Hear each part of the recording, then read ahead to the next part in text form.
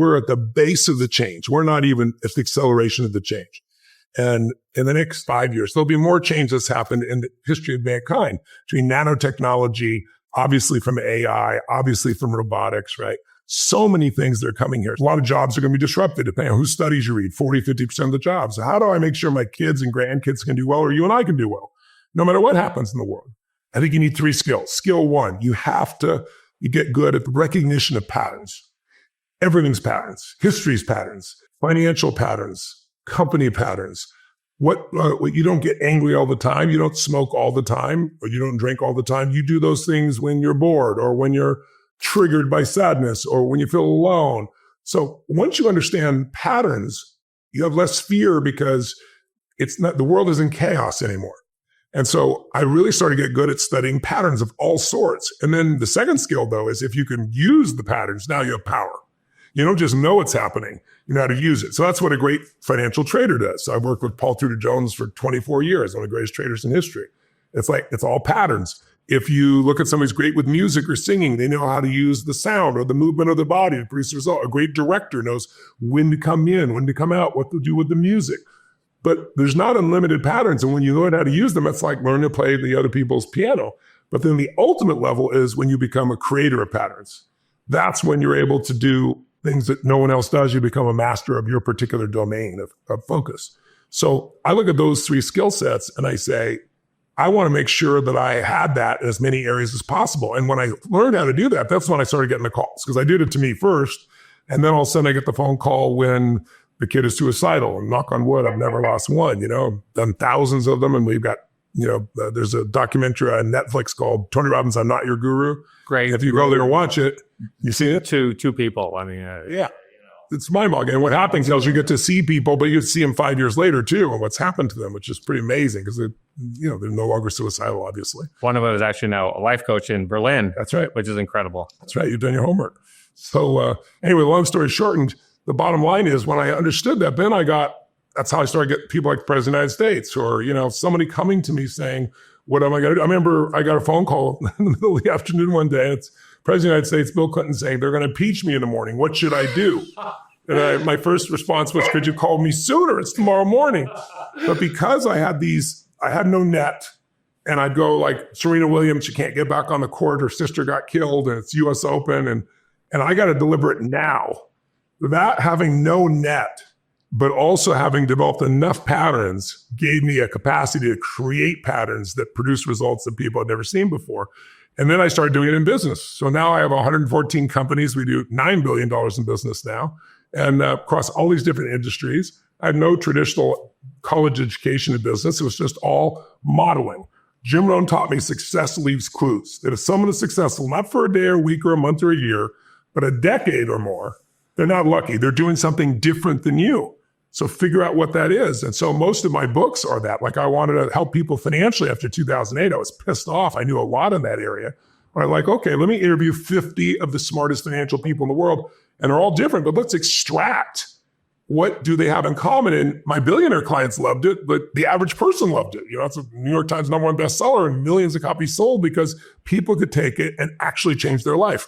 Did the same thing with Life Force. Interviewed 150 of the greatest regenerative medicine doctors in the world, Nobel Prize winners. Because right now, the breakthroughs that happen today on average take 17 years from the time of the breakthrough to your clinician will start to talk to you about it. I was like, I want to blow off that 17 years. So let me write the book and empower people and show them what's happening with stem cells and exosomes and all these different technologies. And so because of that, I'm able to expand so rapidly because I'm good at pulling out those patterns. And then I know how to put them in a format that makes people really change and has fun doing it. Because I believe that, look, we're not in an information culture anymore. The information society died a long time ago. There's too much information. You're drowning in information and starving for wisdom. But we are an entertainment culture today.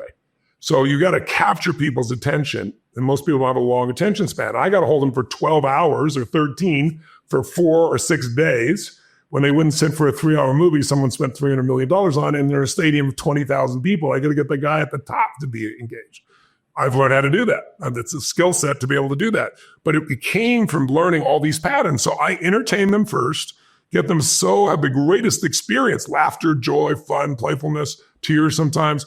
But then that gives me right for the second E and E cubed. I educate them. I give them tools that I have modeled from the very best on earth that work, they're proven, and that are cutting edge. And then they get results. And then while they're there, I empower them to practice with real human beings and see what works and doesn't. So they don't just leave there uncertain. So that's why, one of the reasons why so many people get such lasting results is because we have a process and we do it for everything. We're teaching finance or relationship or, how to shift yourself psychologically, emotionally, or how to shift your body.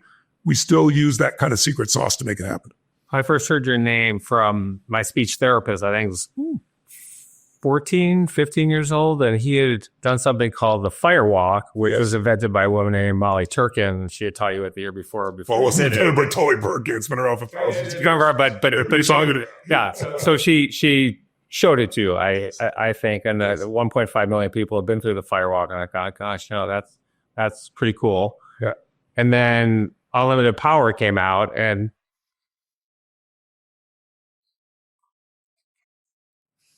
changed my life.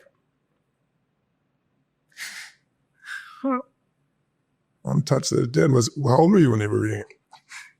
I was a freshman at Michigan, University of Michigan. I thought, just thinking about my speech and just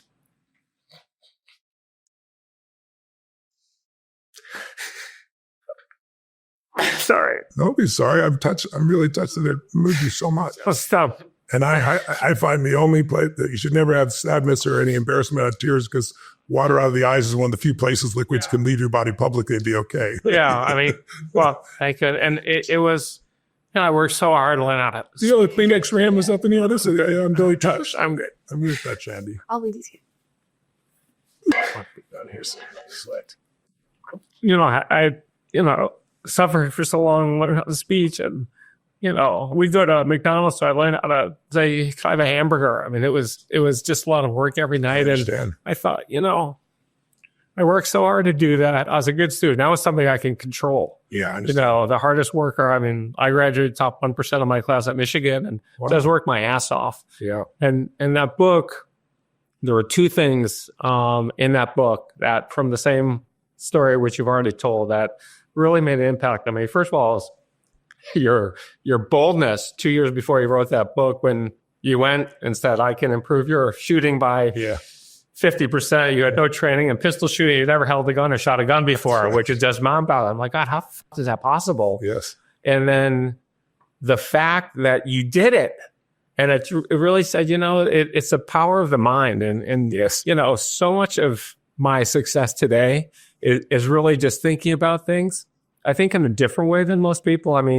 We'll talk about preparation in a minute here. And I think, there's good preparation, there's great preparation. And then if you think of the world's tallest building with the spire, is very thin air. It's like a pin at the top of that. Yeah. And it really, that pin reminds me of the focus that you talked about. And it also talked to me about how to get to that focus, and that anybody can do it. Yeah. It really changed my life. Wow, I'm really touched to hear that. That's beautiful. Well, you've had an amazing life. I'm sure you've shared on air, but I've done my homework on you too. Company founded, 25% of the internet, 30% of the internet goes through it, $19 billion company, and all the other companies you built, your passion for beaches. And so I'm so touched. But you know what I really respect about you, Randy, and I find true, is some of the most successful people in the world had pain initially that drove them, because it wasn't easy for them, so they'd overcome it.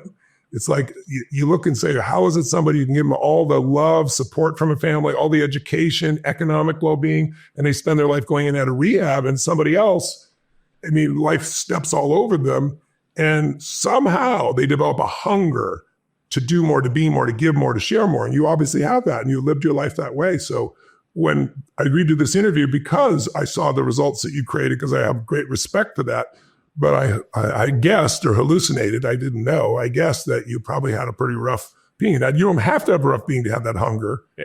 But like I said earlier, would I really feed 1 billion people if I was well fed? Maybe I fed 100,000 people. I don't know. Maybe I fed 10,000. Maybe I fed 2. But I think it's important for people to know what you just experienced, that the worst of times really is designed to be the best of times, but it's our job to use it and not let it use us.